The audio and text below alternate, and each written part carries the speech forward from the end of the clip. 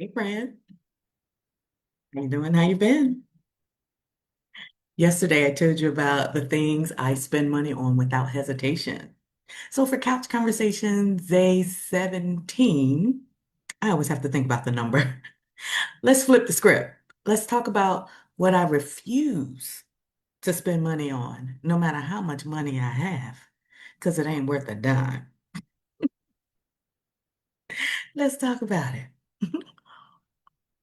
In my opinion, I think even with financial freedom, you still have to be intentional about how you spend your money so you can stay financially free. But no, seriously, I am intentional about how I spend my money, including what I don't buy, because that means I have more money left to buy what's important to me. You'll understand what I mean in a minute. But to balance it out, the last video I did 6 things I'll spend money on without hesitation. So in this video, we'll talk about 6 things I refuse to spend money on. I am sitting in my favorite spot with my favorite blah, I can't talk today with my favorite view, but it's rainy and cloudy today. I can still see the mountains just barely. The clouds are like hovering right above it. And I know one of you asked me in the comments is if you came to visit Kuala Lumpur, Malaysia in January, I think you said you're planning to come, and you asked me, would it be rainy season? Girl, eh, Kuala Lumpur doesn't have a rainy season. And I don't say that in a good way. It does not have a rainy season because it rains all the time. Like the days that are sunny, I take advantage of them and I make sure I get out and enjoy the sunshine because it's like a treat to me. Because more often than not, it's going to rain, if not every day, at least every other day. Now, it may not rain all day, but it's definitely going to rain. So do with that what you will as you plan your trip. If you are hoping for a perfect trip every day, the whole time you're here with sunshine every day, girl, Kuala Lumpur is not it. It's not it. But if you don't mind a couple of showers here and there, it is a tropical environment. Um, Come check it out. I love KL. I know a lot of people don't, but I love it. I'll do a separate video on the reasons why I love it. But I hope you come in January and I hope you enjoy yourself. But anyway, all right, back to the topic. 6 things I refuse to spend money on. Number one, online shipping fees. Girl, ain't nothing worse than shopping online, adding things to your cart, and you go to check out and they got shipping fees. I think I think Amazon has spoiled me because I expect everything to be shipped free. I could have a cart full of stuff, like $200, $300 worth of stuff. And the shipment fee could be $5.99.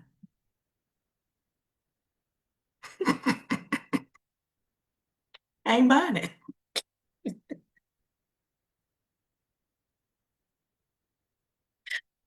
That's my toxic trait. I refuse to spend money on shipping fees. I don't care how much it is. I don't care how much I'm trying to buy. If it ain't free, I don't want it. And if retailers were smart, because I'm sure there are a lot of shoppers like me, if retailers were smart, they would just embed the shipping fee into the price. I wouldn't know the difference. I'm buying something that costs $9.99. If you charge me $10.99, I wouldn't know $1 is shipping fee. But if I buy something that's 9.99 and I see $1 shipping fee on the checkout page, I'm not buying it. I'm just not buying it. It's a psychological thing for me. It's just something I absolutely refuse to do because Amazon has spoiled me. I ain't doing it. Number two, the second thing I refuse to spend money on. And these are things that I refuse to spend money on, even if I can't afford it. I have money. I can afford everything that I'm sharing. I just refuse to buy it. But the second thing is designer anything with the logo screaming all over the item. I ain't a walking billboard giving you free advertisement. I am not wearing a shirt with the designer label on the front. I am not carrying a handbag with the logo plastered all over the handbag. I'm not doing it. That no shade to anybody that like that kind of stuff. But in my opinion, I think it's tacky. I'm not advertising for you. You pay me, I'll walk around with your logo. But if you ain't paid me, I paid you. Mm-mm. I prefer designer for the quality, not because I'm trying to show off the brand. You can have it. Mm-mm. Ain't doing it. The third thing that I refuse to spend money on is a Black Friday sale. Girl, let me tell you something. Let me tell you this story. Once upon a time, no, I used to shop Black Friday sales back in the day, maybe 20, 30 years ago when my daughter was a toddler, because that's how I would get all of the toys on her Santa wish list. But what I have learned over the years, being I don't know if I would call myself a shopping connoisseur, but because I'm frugal, and when I identify something that I want to buy, especially if it's something expensive, before I buy, I'm not an impulsive buyer. So I will monitor the price.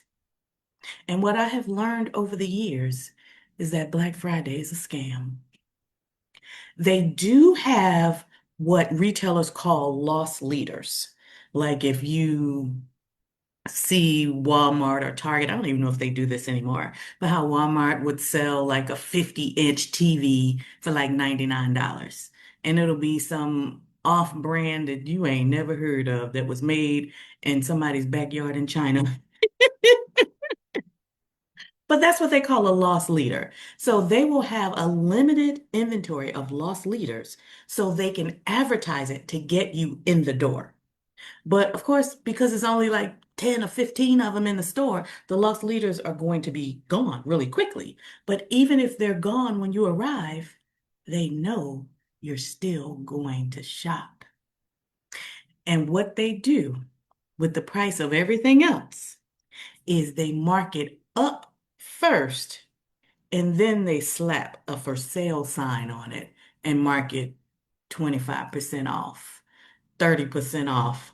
Put the big blinged out holiday deal sign above it. And you think you buying, I don't know, let's say a pair of sandals. Well, no, it's wintertime. Let's say, oh my goodness, I can't even think of a good example because I just don't shop Black Friday. Let's say you think you're buying some earbuds and they're 25% off. And you think it's a great price because the earbuds are selling for 59.99. Girl, those earbuds were probably 49.99 just last month. They marked them up and then they put a sale sign on it to make you think you were getting a good deal. It's a scam. It's a scam. Don't fall for it, friend. It's a scam. You will never, ever catch me trying to buy anybody's Black Friday sale. What I do instead is I will identify what I need or what it is that I want. Like, for example, I will start asking my grandson months in advance what he wants for Christmas. And I am monitoring the item for months, maybe all year long. And then when I find it on sale, I don't care if it's June, I don't care if it's October. His birthday is in December. I'll go ahead and buy it. I monitor the prices all year long and I buy it when it's really on sale. And there are websites you can use to research, like when certain items go on sale, like electronics have a certain time of year where they're really on sale. Household goods have a certain time of year when they're really on sale. Like yard furniture, like patio furniture or yard decor. There's a certain time of year when those things are really on sale. And if you see them on sale on Black Friday and you buy it then, you're probably overpaying, friend. You're probably overpaying. So no, no Black Friday sales for me. And not to mention the crowds. Child, get somebody else to do it. No, thank you. And the online stuff, that's overpriced too. It's overpriced junk. But anyway, number four. Now this one might be a little controversial, but child, why Apple release an iPhone every year? Why? I refuse to buy the latest release of the iPhone every single year. First of all, iPhone ain't improved nothing since the last four, maybe five iterations. The latest that's out now is what, the 15, the 16? Girl, I still got the 11. That 16 looked just like the 11 with some glitter. They haven't changed anything. They haven't improved any AI features. They haven't, they don't compete with Samsung in terms of the quality of the camera. Now, I love Apple products. I'm not going back to the Droid, but I can give honest criticism when I say they lag behind Samsung's picture quality. Apple, improve something that's important, and then I might give you another $800 to upgrade. But to release a new phone every single year and you ain't doing nothing but changing happy to glad, bye. Keep making me money with the stock because you're not getting my money for a new phone. Mm-mm. I refuse, honey. I refuse. Another thing I refuse to spend money on, even though I could afford to, but I don't, is anything that gives the appearance of success just to prove that I made it. Not something I really want, but I feel like I should because of my financial position in life. For example, once you start earning six figures, feeling like you need to get a car that matches a six-figure earner. Why? When the car you drive works just fine. I remember I was at a family event down south, and I was driving my wonderful, reliable Honda Accord. And by then, my Honda was probably a good 10 years old. And when I pulled up, my cousin with his country behind, I was going to try to imitate his voice, but I'm not. That's why I said down south. But my cousin gonna come up to me, gonna come up to my car, and like, that's you? You driving that? And at first I didn't know what he was talking about. I was like, what? What? And he was like, that's all you pushing? And I was like, are you talking about my car? And he was like, yeah, you a city girl living up there in Washington, D.C. I expected I expected you to be driving something better than that. Bruh.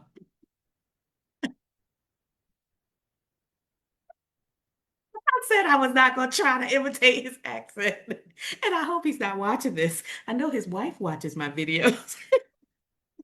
No offense, cousin. But the car I drive is a car that I bought based on value. And when I bought it, it had all the bells and whistles because it was exactly what I wanted. And because it was a quality car, even after 10 years, it still drove very well. It still was very comfortable, and I had no problems with it. So just because I earn a certain amount of money that should look like somebody that could drive, I don't know what he expected me to be able to drive, but why upgrade? Why lifestyle creep when you don't need to? That makes no sense to me. If I wanted a different car, let's say I drove a car and it wasn't reliable, and between driving from DC to down south, my car would break down sometime.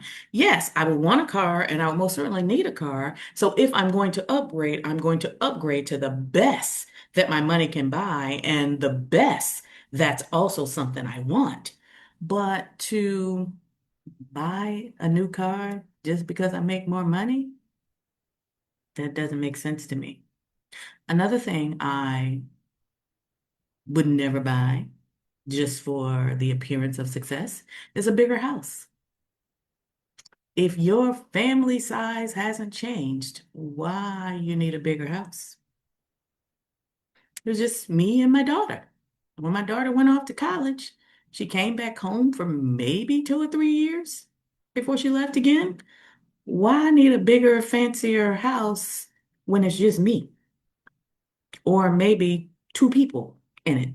I had a three-story, three-bedroom townhouse. Why do I need to upgrade and buy a five-bedroom single-family home when nobody's living in it but me? That just makes no sense to me. People do it all the time. I make more money. Let me get this bigger house. And then I can even see if the house was in a mediocre neighborhood and I wanted to upgrade to get in a better neighborhood, not necessarily a bigger house, but a better neighborhood. That makes sense to me too. But again, because it's something I value, I don't need a bigger house just because I make more money. And another thing that comes to mind, another example of lifestyle creep when people make more money or just to give the appearance of success is traveling to popular destinations just because that's where affluent people go, like Martha's Vineyard or the south of France. I have no interest in those destinations. So I would not spend money on doing something just because that's what people do that are in a certain financial standing. And because I've reached that level, then I should be able to do it too. Girl, why? Like, that's a for real question. Why? Do you understand it, friend? Do you know anybody that does that? I don't know. I just don't believe in spending my money on things I don't value, even if I can't afford it.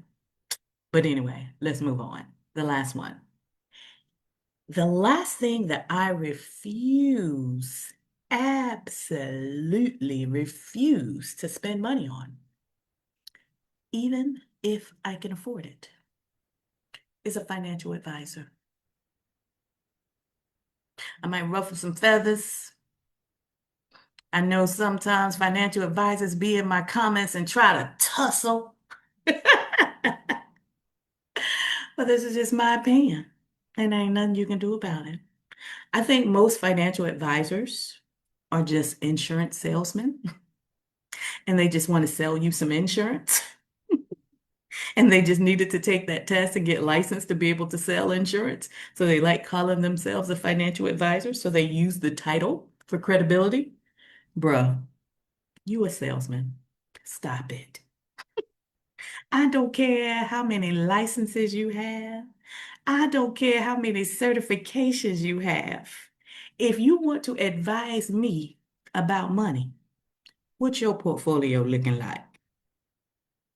Let's start there. Let's start there. Because a lot of these financial advisors out here, they're salesmen and they earn their money based on commission. And they struggling just like the average person. You can't advise me on nothing if your portfolio looking skinny. See, I ain't mean to, I ain't mean to say that. Wait, yes, I did. Yeah, yes, I did. What's your investment portfolio looking like? Because if your investment portfolio isn't something that I aspire to achieve, ain't no advice you can give me. Ain't no, ain't no advice you can give me. And furthermore, I don't need anybody to manage my portfolio for me. I can manage it myself. There's only one exception where I will pay for expert financial advice. And even then, it would not be to manage my portfolio. It would be just to give me a sanity check to make sure I'm on the right track. And if I do that, I will hire a fee-based advisor that's a fiduciary. And that fee-based advisor has no incentive to sell me anything because I'm paying their flat fee no matter what. And that fiduciary has a legal responsibility to give me advice that's in my best interest, not because they're trying to sell me something. I don't need to hear your sales pitch. I don't need to hear what product you think would be great for me. I have a question or a series of questions. Just answer my question based on your expertise. I don't want to buy anything beyond your expertise. So, no, ma'am. I refuse to spend money on a financial advisor that uses the title to, let me stop being messy. But most financial advisors are just insurance salesmen. All of these spending choices, the not paying for online shipping fees, I refuse. Um, Not participating in Black Friday or buying Black Friday sales. I forgot the rest of my list. Not participating in lifestyle creep, buying things just for the appearance of success, just because I can afford it, but it's not something I even want or need. Um, the financial advisor, or my other two, I can't remember. Anyway, I think the way my brain working right now is a reflection of the weather that we're experiencing today. I don't know if you noticed yesterday, I was very upbeat because the sun was out. I felt good. I had already been out and about. And today, I haven't even left the house. It's been raining all day. And my brain is saying, girl, let's go take a nap. And that's exactly what we about to do. So let me wrap it up here. But all of my spending decisions, I can't even talk. Yeah, I'm tired. But all of my spending decisions are based on what I value. At the end of the day, that's what it all boils down to. What I value, not what other people think, not to show off based on how much money I have. It's what I value. And what I value is ease, freedom, and things that bring me joy. So just because I can afford it, it doesn't mean I'll buy it. And saying no to certain things, I think it's not depriving myself, it's freeing up money for things that I value that create the ease, the freedom, and the joy. So it's not deprivation at all. It's just aligning your expenses with what matters to you. And regardless of the amount, whether it's $5 or $5,000, if it's not something I value, it's a hard pass for me. It's a no. I ain't doing it. It ain't worth it. Yeah. But anyway, friend, it's been fun chatting with you on day 17 of Couch Conversations. Let me know in the comments, what do you refuse to spend money on? I would like to hear it. And what do you think about my list of 6 things that I've shared? And as always, we're going to have these couch conversations every single day for the month of December, unscripted and unedited. Just me and you. All right, friend. I'm going to call you back tomorrow. Bye for now.